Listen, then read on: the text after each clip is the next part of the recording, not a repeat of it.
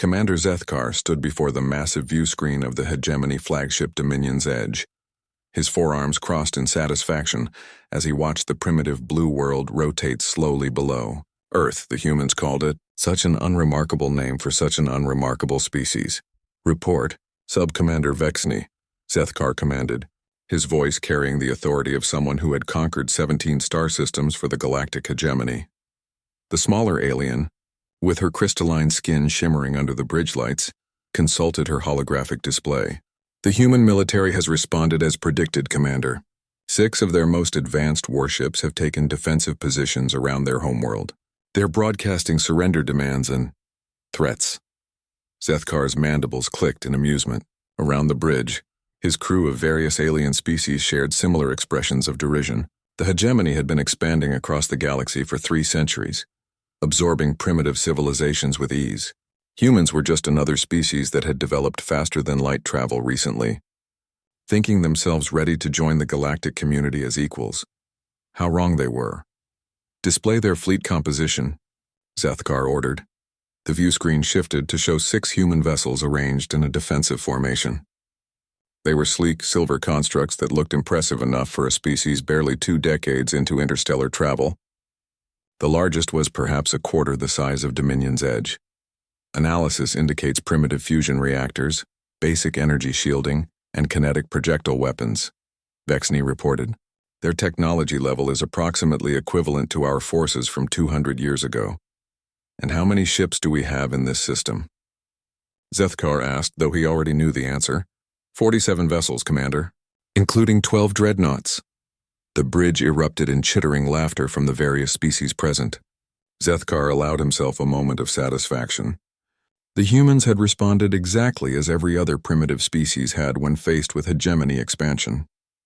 They sent their best ships, made their demands, and prepared to fight a battle they couldn't possibly win. Open a channel to the human vessels, Zethkar commanded. The view screen shimmered, and suddenly, he was looking at 6 different human commanders on split screens. They all looked remarkably similar to each other, Zethkar noted.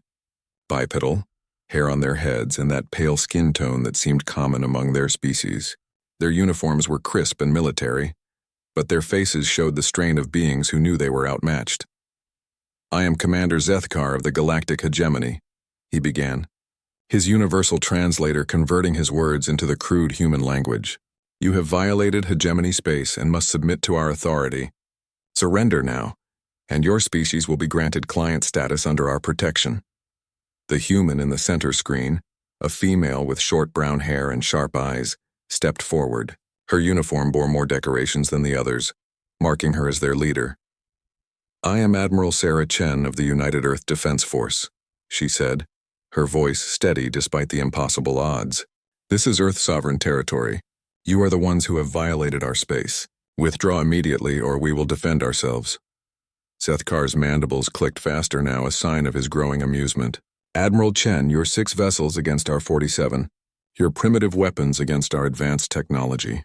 Do you truly believe you can resist the might of the hegemony? Admiral Chen's expression didn't change. We've reviewed your demands. We've seen what happens to client species under hegemony rule. Enslaved populations, stripped resources, cultural extinction. That won't be humanity's fate. Then you choose destruction over submission, Zethkar said. Very well. You have 1 hour to reconsider. After that, we will demonstrate why resistance is futile. The transmission ended and Zethkar turned to address his bridge crew. Begin charging all weapon systems. Deploy fighter squadrons for a show of force. These humans need to understand their position. As his crew carried out the orders, Zethkar reflected on the countless times he'd had similar conversations. The Velnari had resisted too, sending their entire home fleet against the hegemony advance force. It had taken 6 minutes to destroy them all. The crystalline Zerathi had lasted longer, nearly an hour, but their rigid military tactics made them predictable. Humans would likely fall somewhere in between. Their vessels looked maneuverable enough, and their formation suggested some tactical thinking, but inexperience would be their downfall. They'd never faced the coordinated assault strategies the hegemony had perfected over centuries of conquest. Sir, Communications Officer Dralix announced, we're receiving multiple transmissions from the human homeworld. emergency broadcasts, evacuation orders, and something else. What kind of something else? Zethkar asked. Religious gatherings, Commander. Mass prayers. They appear to be asking their deity for intervention. The bridge erupted in laughter again. Zethkar had seen this before too. Primitive species often turn to supernatural beliefs when faced with superior technology. It was almost endearing in a pathetic way. 1 hour, Admiral Chen, he murmured to himself as he watched the human ships maintain their defensive formation. 1 hour to realize that your gods aren't coming to save you. On the surface of Earth below, billions of humans went about their final preparations. Some prayed as the aliens had observed. Others spent time with loved ones. Many worked frantically on last-minute defensive preparations that they knew were inadequate. But in a hidden facility deep beneath the Rocky Mountains, a small group of humans worked on something else entirely. Something the aliens couldn't detect with their sensors. Something that had been humanity's most closely guarded secret for the past 5 years. Admiral Chen stood on the bridge of her flagship, the UES Defiance, watching the alien fleet position itself for attack. Her crew worked with quiet efficiency, each knowing their duty. Behind her, her communications officer, Lieutenant Commander Rodriguez, monitored channels she knew the aliens weren't aware of. Admiral, Rodriguez said quietly, Mountain Base confirms all systems are green. They're standing by. Chen nodded without turning around. Thank you, Lieutenant Commander. She thought about the message she'd been authorized to deliver if negotiations failed. A message that would either save humanity or ensure their destruction came swiftly. The aliens were right about one thing. The 6 ships of Earth's defense fleet couldn't possibly stand against 47 alien vessels. But they weren't Earth's only ships. They weren't even Earth's best ships. They were simply the ships Earth wanted the aliens to see. The hour passed with agonizing slowness. Admiral Chen watched as alien fighter craft swarmed around their larger vessels. Weapon systems powered up across the enemy fleet, and targeting systems locked onto her ships. When Commander Zethkar's image appeared on her screen again, she was ready. Your time is up, Admiral Chen. Final chance to surrender. Commander Zethkar, she replied, her voice calm and clear. Humanity respectfully declines your offer. But before you open fire, there's something you should know. Those 6 ships you're looking at, they're not our military fleet. Zethkar's mandibles stopped clicking. What? Admiral Chen smiled for the first time since the conversation began. There are diplomats. The silence on the bridge of Dominion's edge stretched for several heartbeats. Commander Zethkar's 4 eyes narrowed as he processed Admiral Chen's words. Around him, his crew exchanged uncertain glances. Diplomats? Zethkar finally managed, his voice losing some of its previous confidence. That's correct, Admiral Chen replied, her calm demeanor unchanged. The 6 vessels you see before you are our diplomatic corps. They represent Earth's desire to resolve this peacefully. Our actual military assets are elsewhere. Zethkar's mandibles clicked rapidly now, a sign of agitation rather than amusement. Impossible. Our deep space sensors detected no other human vessels in this system. Your primitive technology cannot hide from hegemony surveillance. Admiral Chen's smile widened slightly. Commander, you've been monitoring our public communications, our broadcast networks, our commercial shipping lanes. You've analyzed our defensive installations and cataloged our known fleet movements. But tell me, in all your intelligence gathering, did you ever detect any military transmissions coming from Earth? Sub-Commander Vexney frantically worked at her console, pulling up the reconnaissance data they'd been collecting for months. Commander, she said, her crystalline voice carrying a note of concern. She's correct.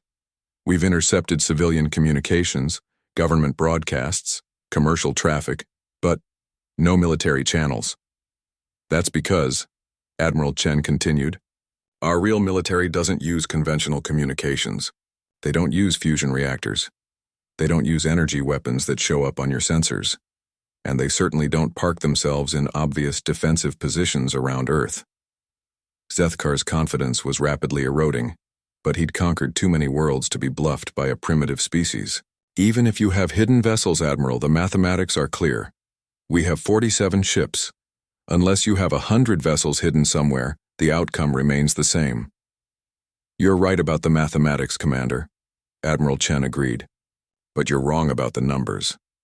Lieutenant Commander Rodriguez stepped forward on Chen's bridge, handing her a secure tablet. Admiral Chen glanced at it and nodded. Commander Zethkar, I'm authorized to inform you that humanity has been monitoring hegemony expansion for the past 8 years. We've studied your tactics, your technology, your methods of conquest. We've been preparing. Impossible, Zethkar snapped. 8 years ago, your species had barely achieved faster-than-light travel. 8 years ago, we made first contact with the hegemony when you conquered the Altair system, Admiral Chen corrected. We had a small research vessel in the outer system when your fleet arrived. They watched your forces destroy the Altairan civilization. They recorded everything.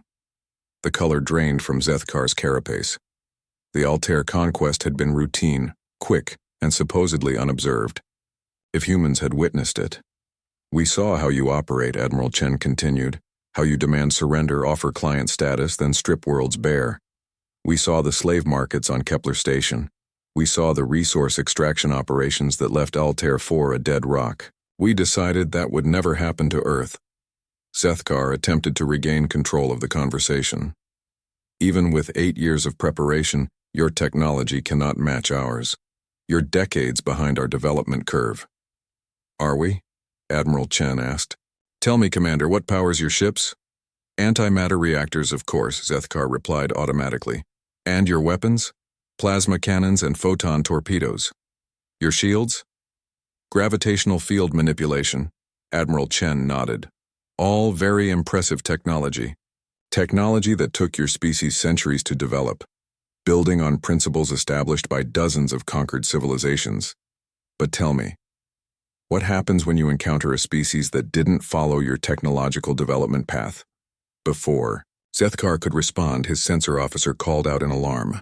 Commander, energy signatures detected at the edge of the system. Multiple contacts. How many? Zethkar demanded, spinning toward the tactical display. I can't get an exact count, sir. The signatures are unlike anything in our database.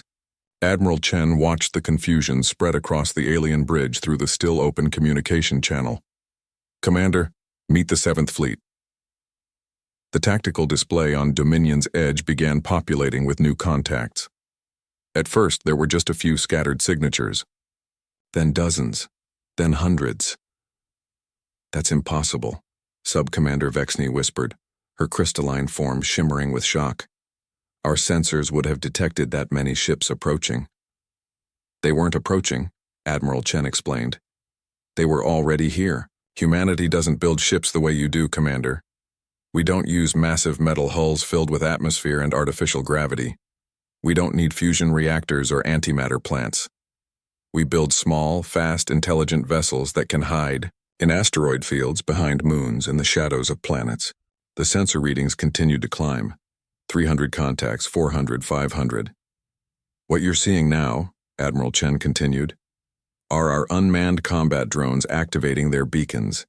Each one is equipped with artificial intelligence, advanced maneuvering systems, and weapons specifically designed to counter hegemony technology. Zethkar's voice cracked slightly. How many? The 7th Fleet consists of approximately 1,200 autonomous combat units, Admiral Chen replied. But, Commander, that's not the real problem you're facing. What do you mean? Admiral Chen's expression became deadly serious. The 7th Fleet isn't our main military force, it's our reconnaissance unit. The bridge of Dominion's edge fell silent, except for the rapid clicking of Zethkar's mandibles and the panicked murmuring of his crew as they tried to process the sensor data. You see, Commander, Admiral Chen explained, when we realized the hegemony was expanding toward Earth, we didn't just prepare defenses, we prepared countermeasures. We studied every species you've conquered, every battle you've fought, every tactic you've employed. We've been 8 years building not just weapons but strategies specifically designed to neutralize hegemony forces. Sub-Commander Vexney looked up from her console, her voice barely a whisper. Commander, I'm detecting additional signatures, much larger ones. The drones are just the first wave, Admiral Chen continued. They're designed to test your responses, gather real-time tactical data, and relay information back to our main battle groups. Main battle groups? Zethkar asked, though he was beginning to suspect he didn't want to know the answer. The 7th Fleet serves the 7th Battle Group, Commander. We have 18 active battle groups. The mathematics hit Zethkar like a physical blow. 18 battle groups. If each one had even a fraction of the drone complement they were seeing. But that would mean, he began. That would mean humanity has been preparing for this war since before you knew we existed, Admiral Chen finished. We've had 8 years to study your weaknesses, develop countermeasures, and position our forces. 8 years to turn every asteroid belt, every moon, every planet in human space into a potential weapons platform. Zethkar stared at the tactical display where the number of hostile contacts continued to climb. His 47 ships, which had seemed so overwhelming just minutes ago, now appeared pathetically small against the swarm of signatures surrounding them. What do you want? He asked finally. Admiral Chen's smile disappeared completely. We want you to leave, all of you, and we want you to deliver a message to the Hegemony High Command. What message? Earth is no longer interested in joining the Galactic community as a client species, Admiral Chen said, her voice carrying the weight of 8 years of preparation and the determination of an entire species. We're joining as equals or we're staying isolated, but we will never, ever be conquered. Commander Zethkar felt the walls of his carefully ordered universe crumbling around him. For 3 centuries, the hegemony had followed the same pattern. Arrive with overwhelming force, demand surrender, demonstrate superiority, and accept the inevitable submission. It had worked on 43 different species across 17 star systems. It was not working on humanity. You're bluffing, he said, though his voice lacked conviction. Even if you have superior numbers, your technology is primitive. Our ships are larger, better armored, more heavily armed. Admiral Chen turned to someone off-screen and nodded. Commander, would you like a demonstration of our primitive technology? Before Zethkar could respond, his tactical officer shouted an alarm. Commander, one of our destroyers is reporting system malfunctions. On the main display, the hegemony destroyer Razor's Edge was listing to starboard, its lights flickering erratically. Emergency broadcasts crackled over the communication channels. This is Captain Thelnox of Razor's Edge. We're experiencing total system failure. Engines offline, weapons disabled, life support failing. Zethkar spun toward his sensor operator. What happened? Did they fire on us? No, sir. No weapons discharge detected. No energy signatures indicating attack. Admiral Chen's voice drew his attention back to the communication screen. Your ship wasn't attacked, Commander. It was analyzed. What? One of our reconnaissance drones performed a detailed scan of your destroyer's systems. Hull composition, power distribution patterns, computer networks, defensive protocols. Then it transmitted a focused electromagnetic pulse specifically calibrated to overload your particular shield harmonics. Zethkar watched in horror as Razor's Edge went completely dark, its emergency systems failing one by one. Each of our drones is equipped with adaptive analysis capabilities, Admiral Chen explained clinically. They can identify weaknesses in real time and exploit them without conventional weapons. Your destroyer will remain functional but helpless until our drone chooses to restore its systems. Impossible, Subcommander Vexney whispered. That level of analysis and response would require artificial intelligence more advanced than anything in your database, Admiral Chen finished. Yes, it would. Commander Zethkar, while your species spent centuries perfecting bigger guns and stronger armor, humanity spent 8 years perfecting smarter warfare. As if to prove her point, another hegemony vessel, a cruiser this time, suddenly went silent. Then another. The human drones weren't destroying the ships, Zethkar realized with growing dread. They were systematically disabling them, studying them, learning from each encounter. Stop this, Zethkar demanded. You're attacking vessels that haven't fired upon you. We're defending ourselves against an invasion force, Admiral Chen replied coolly. Your ships came here armed and ready for battle. We're simply ensuring they can't harm us while we negotiate. This is not negotiation. This is what every species you've conquered felt like, Admiral Chen interrupted, her calm mask slipping for the first time to reveal the anger beneath.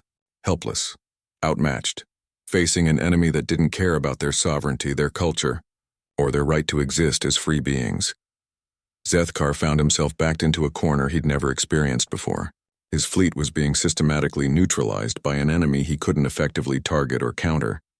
The humans were demonstrating exactly the kind of overwhelming technological superiority the hegemony usually wielded. "What do you want from us?" he asked again, but this time it wasn't a tactical question. It was a plea. "We want recognition," Admiral Chen said. "Not as a client species, not as a conquered territory, but as an independent civilization with the right to defend itself. We want the hegemony to acknowledge that humanity is off limits for conquest." "I don't have the authority to make such agreements," Zethkar protested. "Then you need to contact someone who does." Zethkar's communications officer looked up nervously. "Commander, I'm receiving a priority transmission from Hegemony High Command. They're demanding to know why we haven't reported our conquest of the human homeworld." The irony wasn't lost on anyone on the bridge. High Command was expecting news of another easy victory, another primitive species added to their empire. Instead, they were about to learn that the hegemony had encountered something unprecedented. "Put them through," Zethkar ordered reluctantly. The view screen split to show Admiral Chen on one side and Supreme Commander Yargoth on the other. Yargoth was an imposing figure even among hegemony leadership, his battle-scarred carapace and 8 eyes marking him as a veteran of countless conquests. "Commander Zethkar," Yargoth's voice boomed across the channel. "Your reports are overdue. What is the status of the human conquest?" Zethkar felt every eye on the bridge focused on him. His career, his reputation, his very life might depend on how he handled the next few minutes. "Supreme Commander," he began carefully, "the situation has become complicated." "Complicated how?" Yargoth's voice carried the tone of someone who had never encountered a complication that couldn't be solved with superior firepower. Before Zethkar could respond, Admiral Chen spoke up. "Supreme Commander Yargoth, I am Admiral Sarah Chen of the United Earth Defense Force. I believe you and I need to have a conversation." Yargoth's 8 eyes focused on Chen with the intensity of a predator sizing up potential prey. "A human dares to address Hegemony High Command directly?" "Commander Zethkar, explain this breach of protocol." "Sir," Zethkar said, his voice strained, "the humans have demonstrated capabilities we didn't anticipate. They've disabled 12 of our vessels without destroying them. They claim to have 18 battle groups in position." 18 battle groups? Yargoth's laugh was like grinding metal. "Commander, these primitives are clearly lying to buy time.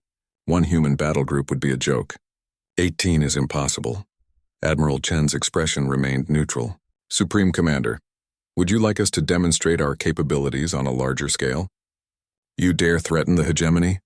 "I'm offering to show you what you're truly facing," Chen replied. "Your Commander Zethkar has seen a small sample of our reconnaissance capabilities. Would you like to see what our actual combat units can do?" Yargoth's mandibles clicked dismissively. "Do your worst, primitive." Admiral Chen turned to her communications officer and said quietly, "Signal the 2nd Battle Group. Authorization Omega-7. Target the asteroid field at coordinates 127 Mark 45. Zethkar looked at his sensor display and felt his heart sink. The coordinates Chen had specified contained a large asteroid field that his fleet had used for target practice during their approach to Earth. It was over 10,000 kilometers away from any of their ships. "What's in that asteroid field?" Yargoth demanded. "Nothing important," Admiral Chen replied. "Just a demonstration." For 30 seconds, nothing happened. Then space itself seemed to come alive. Hundreds of tiny lights began moving through the asteroid field, weaving between the rocks like schools of fish. As they moved, the asteroids began to disappear. Not exploded, not blasted apart. They simply ceased to exist. "What are they doing?" Yargoth whispered.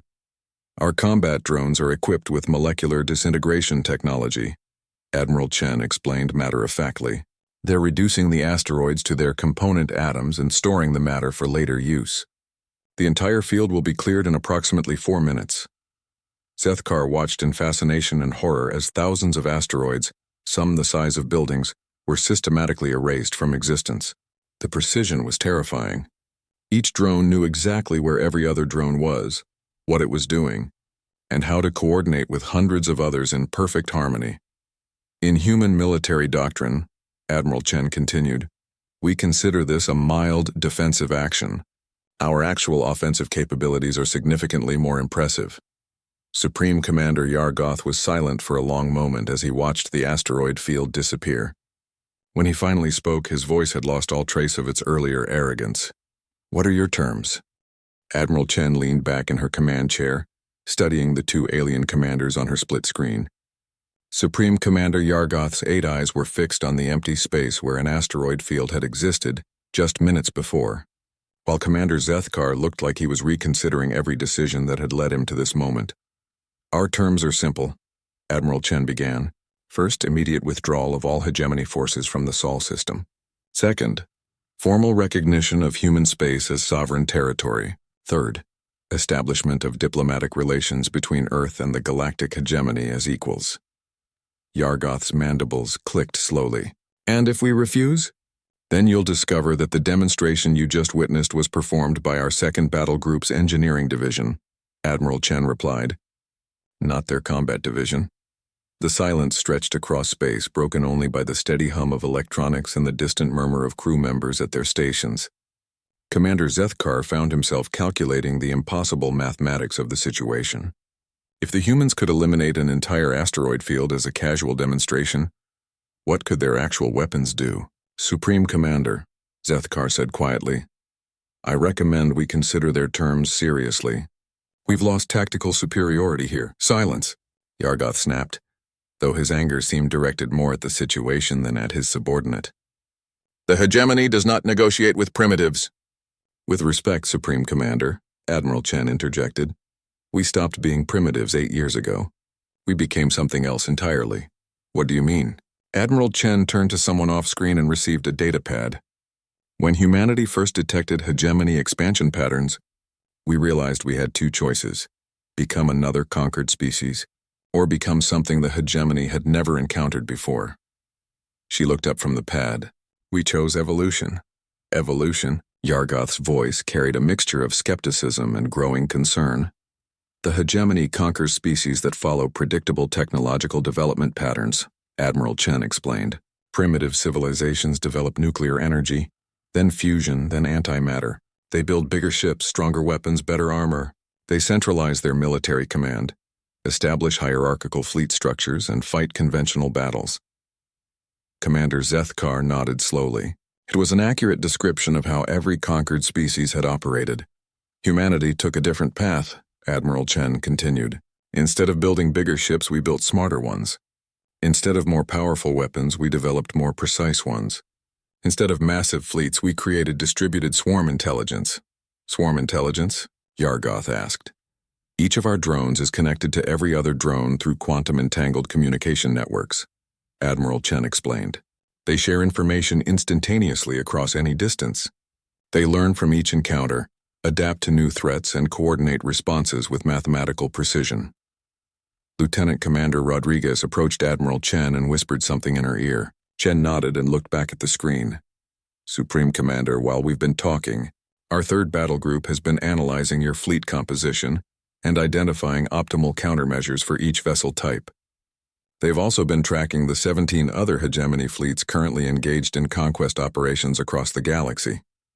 Yargoth's 8 eyes widened in shock. "Impossible. Those fleet positions are classified at the highest levels." "Not anymore," Admiral Chen said simply. "Humanity has been monitoring hegemony communications for 8 years. We know about the forced labor camps on Zerath Prime. We know about the resource extraction operations in the Vega system. We know about the biological experimentation facilities in the Centauri colonies." The accusations hit Yargoth like physical blows. Those operations were beyond top secret, known only to the highest levels of hegemony command. "We know," Admiral Chen continued, her voice taking on a harder edge, "about the plans to harvest Earth's population for genetic experimentation and turn our homeworld into another mining operation." Commander Zethkar felt something cold settle in his stomach. The human intelligence capabilities were far beyond anything they'd anticipated. "If they knew about classified operations across the galaxy, what do you want?" Yargoth asked again, and this time the question carried real weight. "We want the hegemony to stop," Admiral Chen said. "Not just with humanity, but with everyone. We want the forced labor camps dismantled. We want the enslaved populations freed. We want the hegemony to transition from a conquering empire to a cooperative federation." "You're insane," Yargoth snarled. The hegemony has operated for 3 centuries. We have thousands of worlds, trillions of subjects, and every one of those subjects is a potential ally if they're freed, Admiral Chen replied.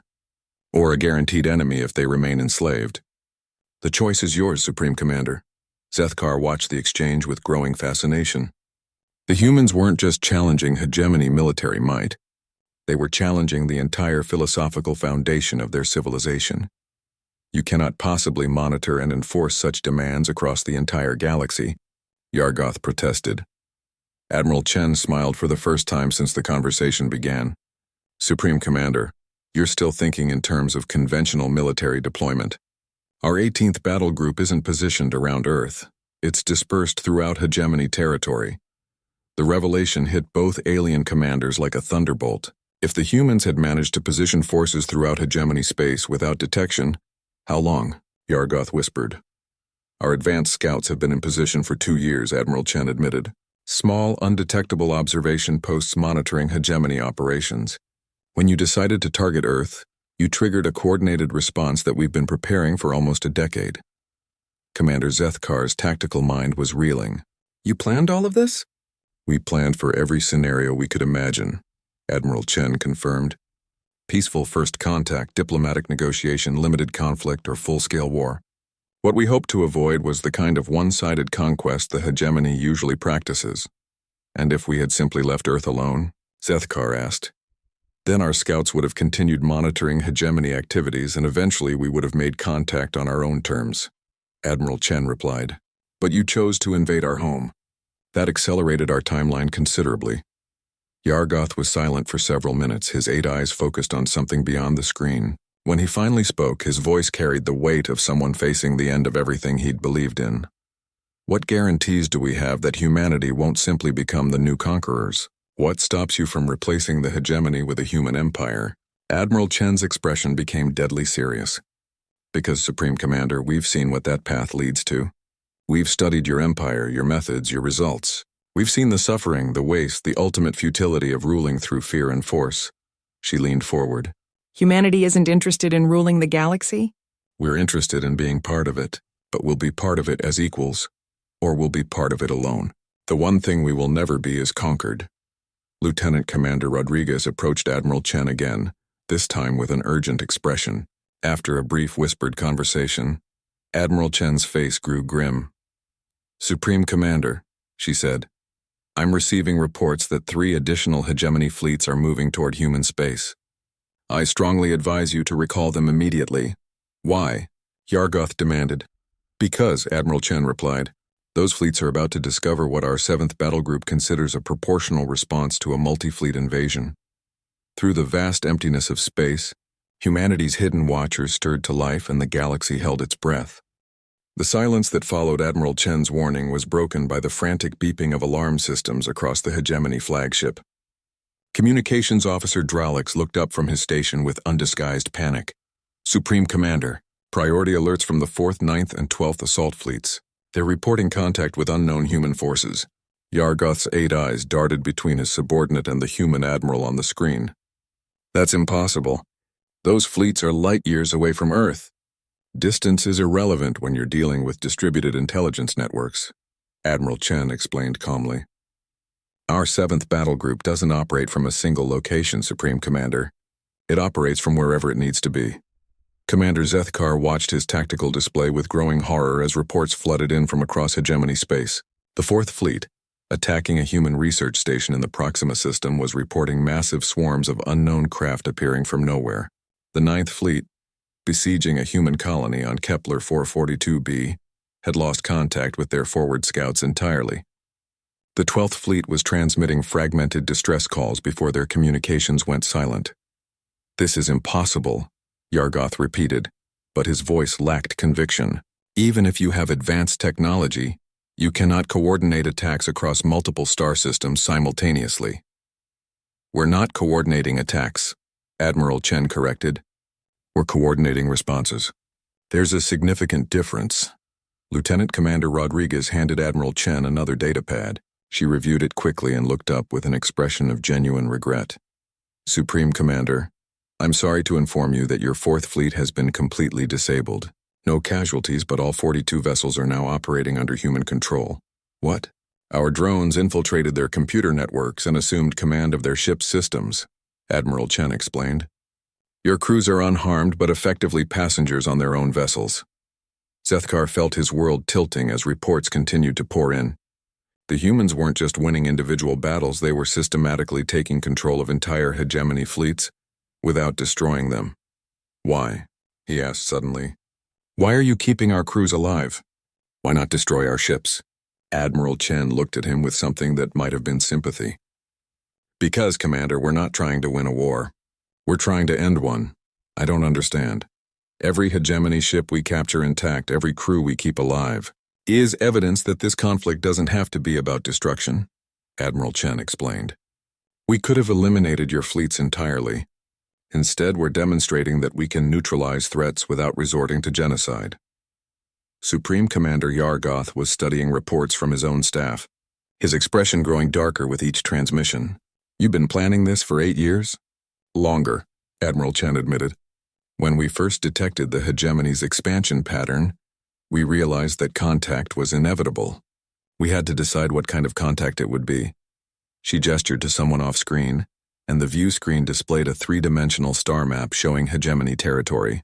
Red zones marked conquered systems, yellow zones showed ongoing conquests, and blue zones indicated targets for future expansion.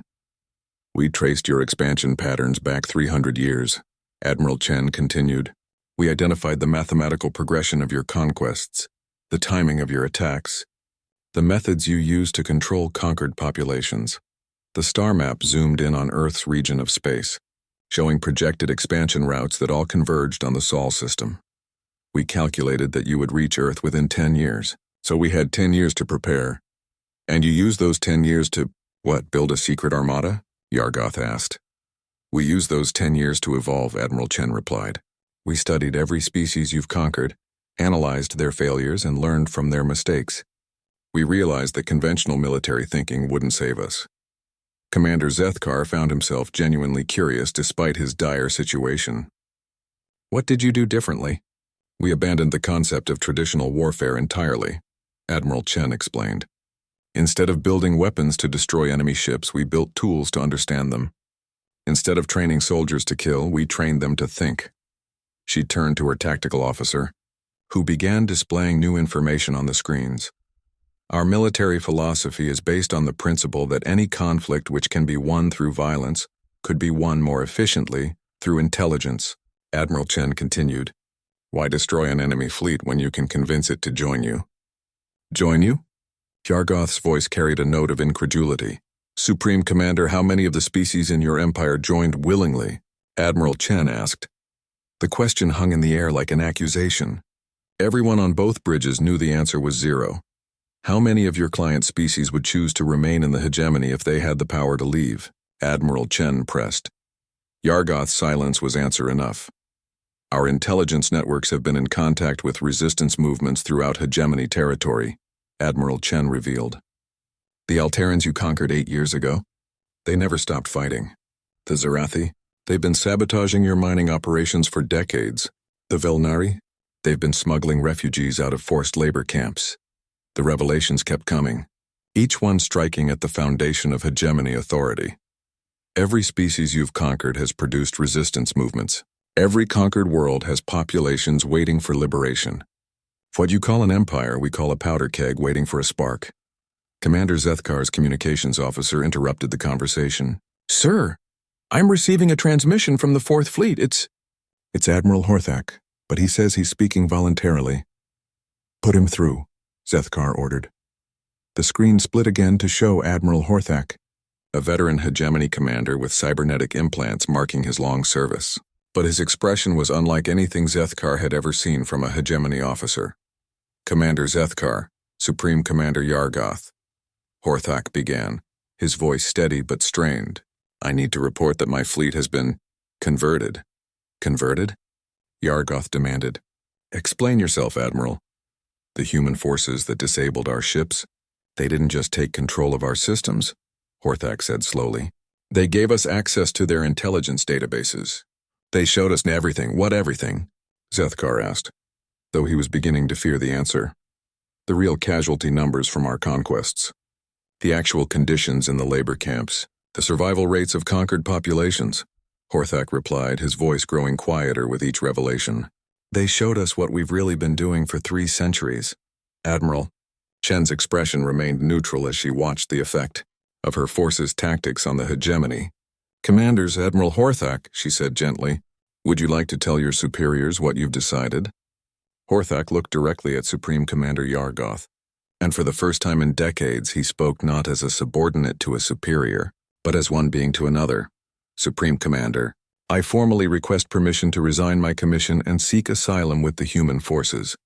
The words hit Yargoth like a physical blow. In 3 centuries of hegemony operations, no fleet admiral had ever requested asylum with enemy forces. And your crew? Admiral Chen asked. Unanimous, Horthak replied. Sir, once they saw the truth about what we've been participating in, there was no question. Commander Zethkar stared at the screen in shock. An entire hegemony fleet, converting to the enemy not through force or coercion but through revelation. How many other fleets will you convert? Yargoth asked, his voice barely above a whisper. Admiral Chen looked at him with something that might have been pity. Supreme Commander, we're not converting anyone. We're simply showing them the truth and letting them choose.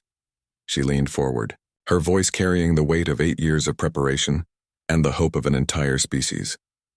The question is, what will you choose? Supreme Commander Yargoth stood motionless on the bridge of his command ship, surrounded by the wreckage of everything he had believed about hegemony's superiority. His 8 eyes moved from screen to screen, watching as reports continued to flood in from across the galaxy. Fleet after fleet was being disabled, analyzed, and presented with the same choice Admiral Horthak had made. This is impossible, he whispered. But even he no longer believed his own words. Commander Zethkar watched his Supreme Commander with growing concern. Yargoth had commanded hegemony forces for over a century, had personally overseen the conquest of 12 star systems. To see him reduced to this state of confusion and doubt was profoundly disturbing. Supreme Commander, Admiral Chen said gently, you're experiencing what every species feels when they first encounter a paradigm they haven't prepared for. We're not your enemies, but we're also not following the rules you're used to. What rules? Yargoth asked, his voice hollow. The rules that say conflict must end with winners and losers, Admiral Chen replied. The rules that say superior force determines who's right. The rules that say some species are born to rule and others to serve. She gestured to her tactical officer, who began displaying new information on the shared screens. Humanity has spent 8 years studying galactic civilization, Supreme Commander. We've analyzed social structures, economic systems, technological development patterns, and political frameworks across 400 different species. The displays showed complex sociological data, population statistics, and resource distribution models across hegemony territory. What we discovered is that the hegemony model is not only morally bankrupt, it's also economically inefficient, Admiral Chen continued. Enslaved populations produce 70% less than free ones. Fear-based governance requires enormous resources to maintain. Conquest-driven expansion creates instability that costs more to control than it generates in value. Commander Zethkar found himself studying the data with reluctant fascination.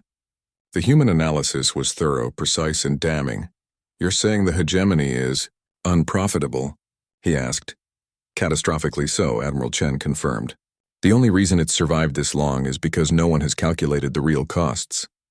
When you factor in military maintenance, rebellion suppression, resource extraction infrastructure, and population control systems, the hegemony operates at a massive loss.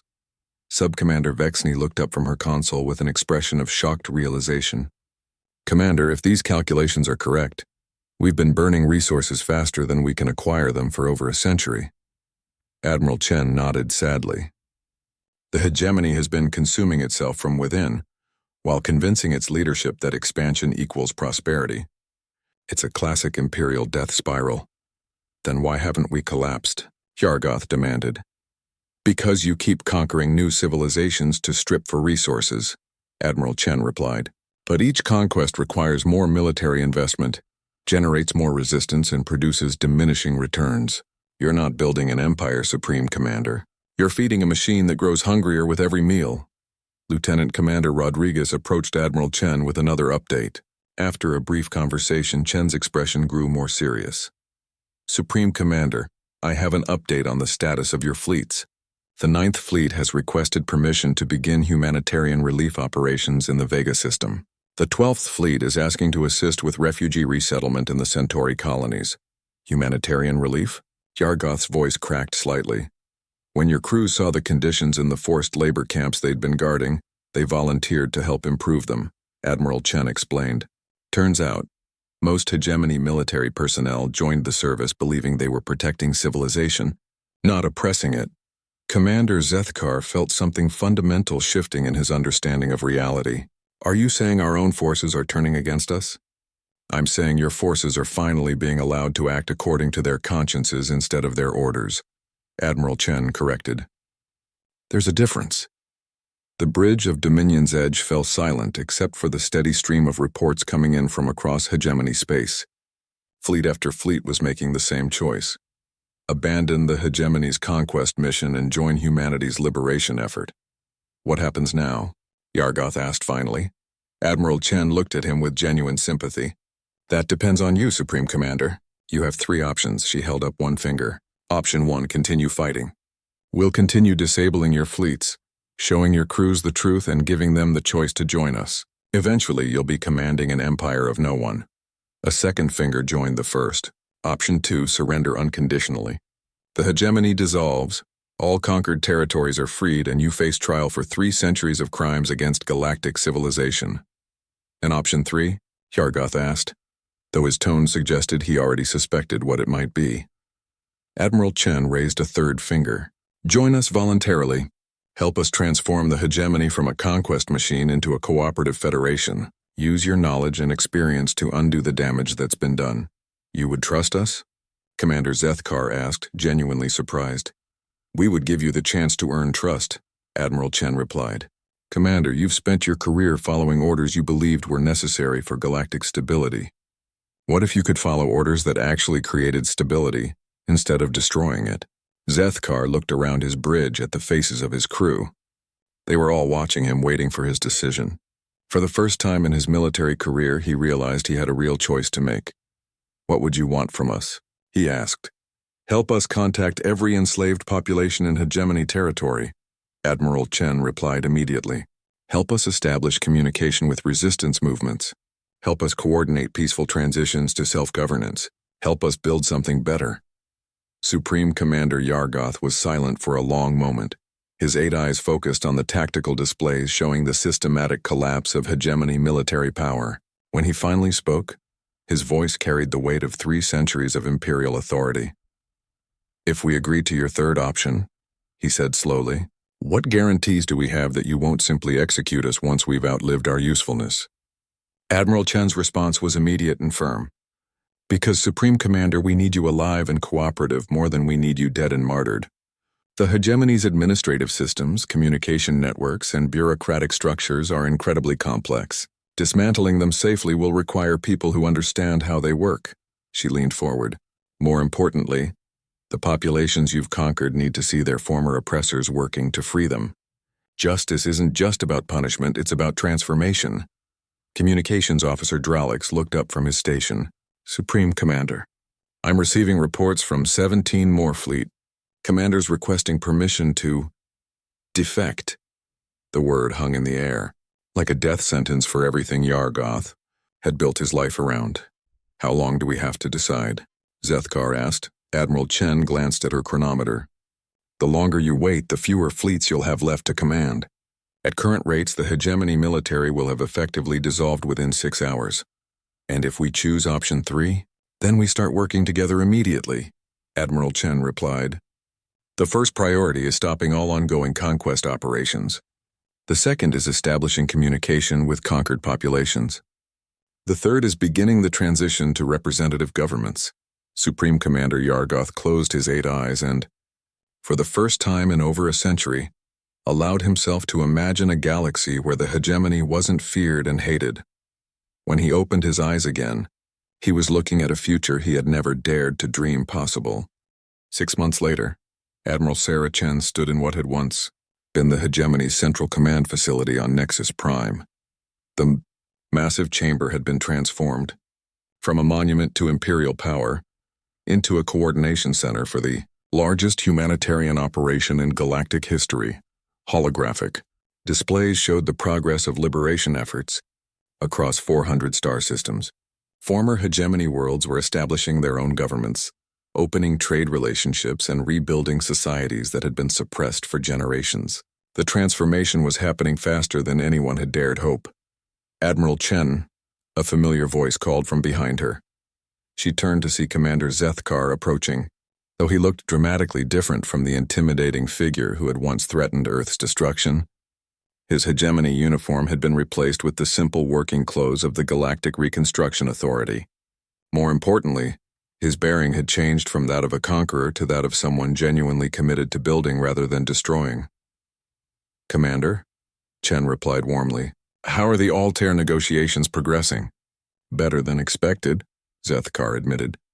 "The Altairans are willing to establish diplomatic relations with former hegemony worlds, but they want guarantees that the old command structure can never be restored."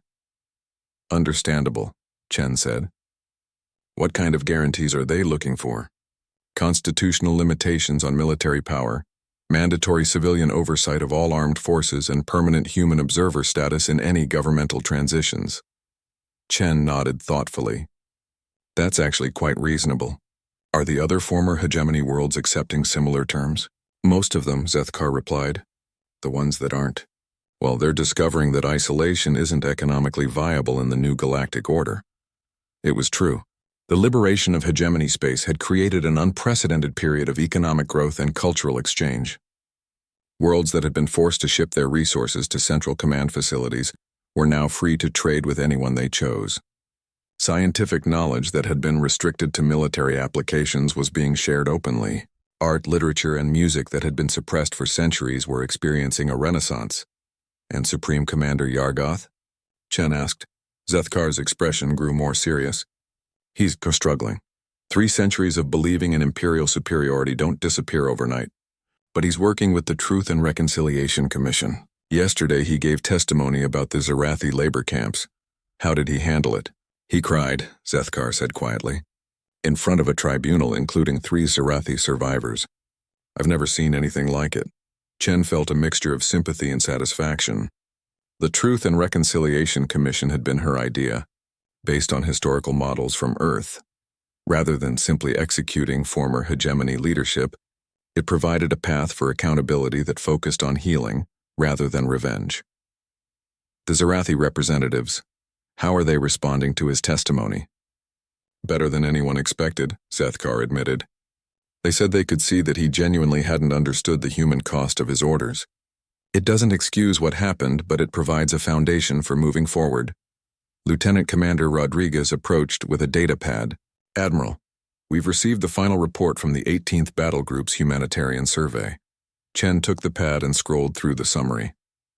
The numbers were staggering but encouraging. "How many refugees have been successfully resettled?" she asked. "Over 40 million across 12 star systems," Rodriguez reported. "The temporary housing facilities are being converted to permanent settlements, and most refugee populations are reporting satisfaction with their new situations." "And the former forced labor camps?" "All dismantled. The infrastructure is being converted to voluntary research facilities, manufacturing centers, and educational institutions." Chen handed the pad back with a sense of deep satisfaction. The scale of the transformation still amazed her sometimes. "Admiral," Zethkar said, "I have a question that's been troubling me." "What is it? Why did humanity choose this path? You could have simply destroyed the hegemony and taken control of the galaxy yourselves. Why go through all the effort of rebuilding rather than replacing?" Chen considered the question carefully. It was one she'd been asked many times over the past 6 months. "Because," she said finally, "we learned from your mistakes. We saw what conquest produces: resentment, resistance, instability, and eventual collapse. We realized that the only sustainable galactic civilization is one where every species chooses to participate." She gestured to the displays showing the bustling activity across former hegemony space. "Look at what's happening now. Trade volumes are up 300%. Scientific research has accelerated exponentially. Cultural exchange is creating innovations no single species could have achieved alone. This is what cooperation produces. But surely some species will always be more advanced than others, Zethkar pointed out. What prevents the technologically superior from dominating the rest? The same thing that prevented you from successfully conquering Earth, Chen replied with a smile. The assumption that technological advancement equals military superiority. She pulled up a new display showing comparative development indices across the galaxy. The Zarathi are 3 centuries behind humanity in space travel technology, but their biotechnology is more advanced than anything we've ever seen. The Alterans have primitive weapons, but their mathematical theories are revolutionizing our understanding of quantum mechanics. And the Velnari have art forms that are literally expanding our consciousness, Rodriguez added. Every species brings something unique to the galactic community. Zethkar studied the displays with growing understanding. So the goal isn't to find the strongest civilization and have them rule the others. The goal is to create a system where every civilization can contribute their strengths while being supported in their weaknesses, Chen confirmed. It's not about dominance, it's about cooperation. An alert chimed on Chen's communicator. She checked it and smiled. Commander, would you like to witness a historic moment? What kind of historic moment? The last hegemony military installation is about to be formally transferred to civilian control, Chen announced. The fortress at Rigel 7. It's being converted into the new Galactic Cooperation Institute. They moved to a large viewing window that showed the space around Nexus Prime. In the distance, hundreds of ships from dozens of different species were gathering for the ceremony. Former hegemony vessels flew alongside ships from recently liberated worlds, human craft, and vessels from species that had remained neutral during the transition. Admiral, Rodriguez said, we're receiving a transmission from the ceremony. Would you like to put it on the main screen? Please do. The display showed the massive Rigel 7 facility, its military fortifications being systematically dismantled and replaced with research laboratories, diplomatic meeting halls, and cultural exchange centers. Representatives from over 200 different species were present for the dedication ceremony. At the center of the ceremony stood a figure Chen hadn't expected to see, Supreme Commander Yargoth. Though he no longer bore that title, he wore simple civilian clothes and spoke into a communication device that carried his words across the galaxy. Citizens of all worlds, he began, his voice carrying none of its former imperial authority.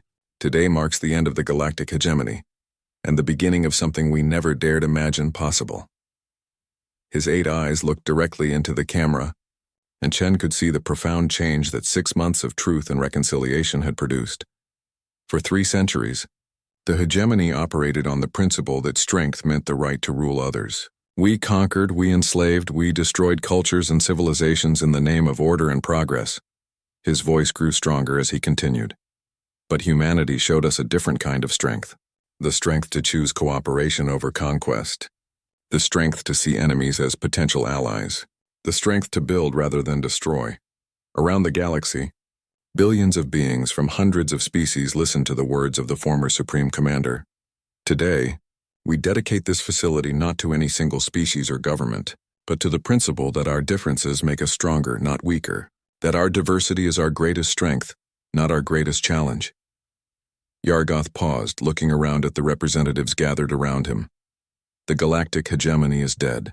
Long live the galactic cooperation. As cheers erupted from the ceremony and across the galaxy, Admiral Chen felt a profound sense of completion.